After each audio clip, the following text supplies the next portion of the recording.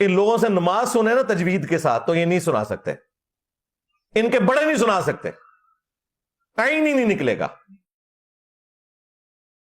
وَمَثَلُ الَّذِينَ كَفَرُوا كَمَثَلِ الَّذِي يَنْقِعُ بِمَا لَا يَسْمَعُ كَذَلِكَ فَعَلَ الَّذِينَ مِنْ قَبْلِهِمْ وَفَعَلْتَ فَعَلْتَ كَالَّتِي فَعَلْتَ وَأَنْتَ مِنَ الْكَافِرِينَ فَلَمَّا ذَهَبَ عَنْ إِبْرَاهِيمَ الرُّوعُ الَّذِينَ يَلْمِزُونَ الْمُطَوِّعِينَ وَلَكِنَّهُ أَخْلَدَ إِلَى الْأَرْضِ، لیکن خود ہی اس نے اپنے آپ کو پستی میں گرا لیا۔ وَاتْبَعَ هَوَاهُ، مرزا کی توجہ صرف اس پر ہوتی ہے کہ آئین صحیح ادا ہونی چاہیے، چاہے الفاظ کا حلیہ کتنا ہی کیوں نہ بگڑ جائے۔